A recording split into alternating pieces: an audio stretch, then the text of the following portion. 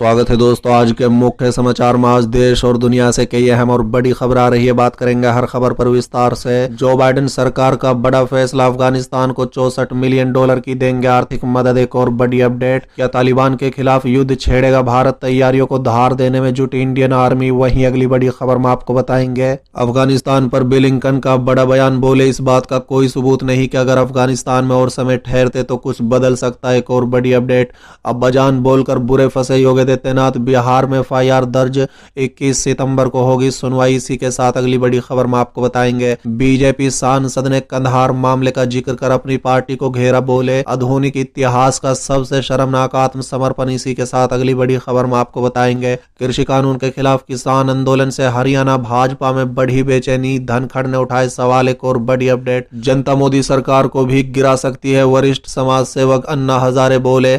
दिल्ली के सीएम पर भी साधा निशाना। एक और बड़ी अपडेट, तुर्की और राष्ट्रपति एर्दोगान पर पहली बार बोला तालिबान, बताएंगे क्या कहा। वहीं अगली बड़ी खबर में आपको बताएंगे तालिबान को मिला अमरुल्लाह साले का खजाना। एक और बड़ी अपडेट, मोहन भागवत का बड़ा बयान। बोले हिंदू मुसलमान दोनों के पूर्वज एक हैं। अरशद मदनी बोले आरएसएस सही रास्ते पर है। तो चलिए देख लेते आज की पहली बड़ी खबर। जो बाइडेन सरकार का बड़ा फैसला, अफगानिस्तान को $64 मिलियन की देंगे आर्थिक मदद। दरअसल दोस्तों, अफगानिस्तान में तालिबान की अंतरिम सरकार के गठन के बीच अमेरिका की बाइडेन सरकार ने एक बड़ा फैसला लिया है। अमेरिका ने ऐलान किया है कि अफगानिस्तान के लोगों को आर्थिक मदद दी जाएगी। बता दें कि इसके लिए अमेरिकी सरकार करीब $64 मिलियन यानी 4 अरब रुपए देने की घोषणा कर चुकी है। मीडिया रिपोर्ट के मुताबिक संयुक्त राष्ट्र में अमेरिकी राजदूत लिंडा थॉमसन ग्रीनफील्ड ने आर्थिक मदद देने का आधार बताते हुए कहा है कि मानवीय सहायता है अफगानिस्तान के लोगों की। इसके साथ ही जमीनी हालात को आंका जाएगा और उसके बाद और भी राशि आर्थिक मदद के रूप में अफगानिस्तान को दी जाएगी।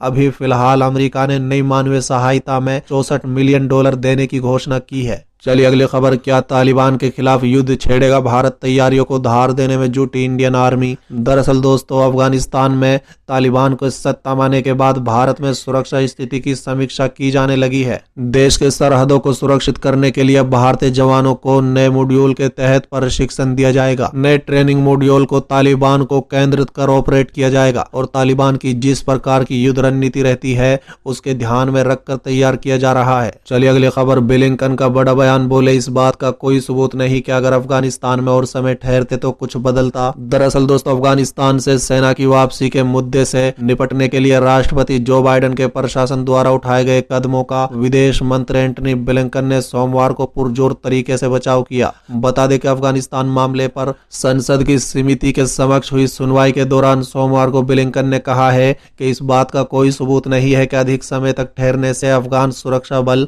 या अफगान सरकार को और अधिक मजबूती मिलती या वो आत्मनिर्भर हो जाते। साथ ही उन्होंने कहा है कि अगर समर्थन, उपकरण और प्रशिक्षण में 20 साल और सैकड़ों अरब डॉलर पर्याप्त नहीं थे तो एक और साल या 5 या 10 साल से क्या फर्क पड़ेगा। बता दें कि अफगानिस्तान के घटनाक्रम के संबंध में अमेरिकी संसद के दोनों सदनों में सुनवाई हो रही है। चलिए अगली खबर, अब्बाजान बोलकर बुरे फंसे योगी आदित्यनाथ, बिहार में परिवार दायर, 21 सितंबर को सुनवाई। दरअसल दोस्तों, यूपी के मुख्यमंत्री योगी आदित्यनाथ के अब्बाजान वाले बयान विवादों का रूप लेता जा रहा है।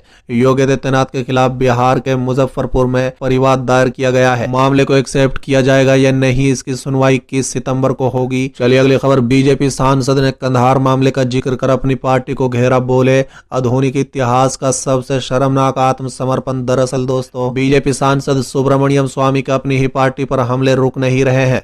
फिलहाल उन्होंने कंधार मामले का जिक्र कर अपनी पार्टी को घेरा। उन्होंने कहा है कि घटना भारत का आधुनिक इतिहास का सबसे शर्मनाक आत्मसमर्पण था। स्वामी की बातों से जाहिर है कि वो घटना के लिए तत्कालीन सरकार को दोषी ठहरा रहे हैं। बता दें कि उस समय अटल बिहारी वाजपेयी पीएम थे। स्वामी पीएम मोदी के मामले में खासे मुखर रहे हैं। दोस्तों बता दें, अफगानिस्तान मामले में वो यहाँ तक कह चुके हैं कि आने वाले समय में भारत को गंभीर चुनौतियों का सामना करना पड़ेगा।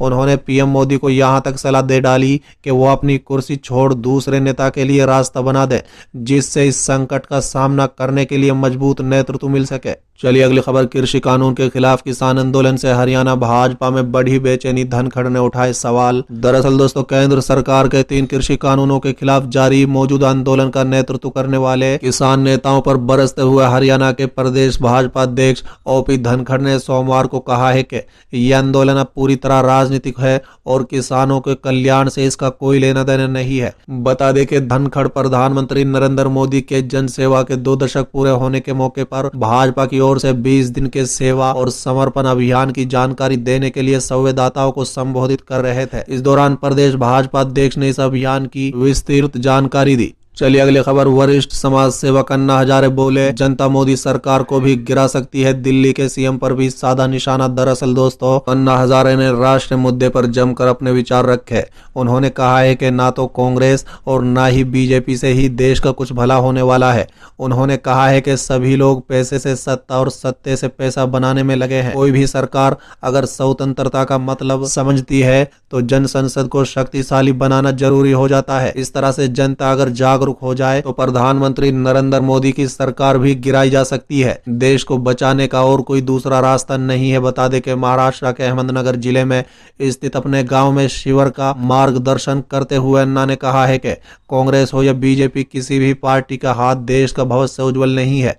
देश में बदलाव लाना है तो सरकार किसी भी पार्टी की हो, उस पर जन संसद के माध्यम से दबाव लाने की जरूरत है। चलिए अगली खबर, तुर्की और राष्ट्रपति एर्दोगान पर पहली बार बोला तालिबान। दरअसल दोस्तों, तालिबान के प्रवक्ता सुहेल शाही ने कहा है कि अफगानिस्तान और तुर्की का ऐतिहासिक संबंध रहा है और मुल्ला हसन अखुंद की नई सरकार तुर्की के साथ सहयोग बढ़ाना चाहती है।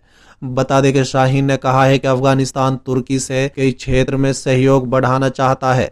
उन्होंने कहा है कि तुर्की के इंजीनियर और अन्य लोग अफगानिस्तान में काम कर रहे हैं और उनका अहम योगदान है। बता दें कि शाहीन ने टर्किश न्यूज वेबसाइट Haberler.com को दिए इंटरव्यू में कहा है कि हम भविष्य में तुर्की से रिश्ता मजबूत करना चाहते हैं। शिक्षा, कंस्ट्रक्शन और आर्थिक क्षेत्र में हम तुर्की के साथ सहयोग बढ़ाना चाहते हैं। तुर्की के राष्ट्रपति रजब तैयब एर्दोगान की विदेश नीति पर पूछे गए सवाल के जवाब में उन्होंने कहा है कि हर मुल्क अपने हित में विदेश नीति तैयार करता है और हम उसका सम्मान करते हैं। चलिए अगली खबर, तालिबान को मिला अमरुल्लाह सालेह का खजाना। दरअसल दोस्तों, अफगानिस्तान के पंजशीर घाटी के एक बड़े भाग पर कब्जा का दावा करने वाले तालिबान के हाथ एक बड़ा खजाना लगा है। तालिबान की ओर से दावा किया गया है कि वो खजाना किसी का नहीं बल्कि अमरुल्लाह सालेह का है। तालिबान को अकुत संपत्ति के तौर पर यह खजाना मिला है। बता दें कि तालिबान को यह खजाना अमरुल्लाह सालेह के घर से मिला है। बताया जा रहा है कि तालिबान को सालेह के घर से $6.5 मिलियन करीब 48 करोड़ रुपए मिले हैं और साथ ही में इस खजाने के साथ सोने की ईंटें भी तालिबान को मिली हैं। आपको बता दें कि अमरुल्लाह सालेह खुद को कार्यवाहक राष्ट्रपति होने का दावा करते रहे हैं। दरअसल तालिबान की ओर से एक वीडियो जारी किया गया है। इस वीडियो में तालिबान के कुछ लड़ाकों डॉलर की गड्डियों को एक बैग में भरते नजर आ रहे हैं। माना जा रहा है कि अगर तालिबान के दावे में सच्चाई है तो इससे विद्रोहियों का आंदोलन को बड़ा झटका लग सकता है। चलिए अगली खबर, मोहन भागवत का बड़ा बयान। बोले हिंदू मुसलमान दोनों के पूर्वज एक हैं। अरशद मदनी बोले आरएसएस सही रास्ते पर। दरअसल दोस्तों, राष्ट्रीय स्वयं सेवक संघ यानी आरएसएस के हेड मोहन भागवत ने हाल ही में कहा है कि हिंदुओं और मुसलमानों के पूर्वज एक ही थे और हर भारतीय हिंदू है। और जमीयत उलमा हिंद के अध्यक्ष अरशद मदनी ने मोहन भागवत के इस बयान का समर्थन किया है।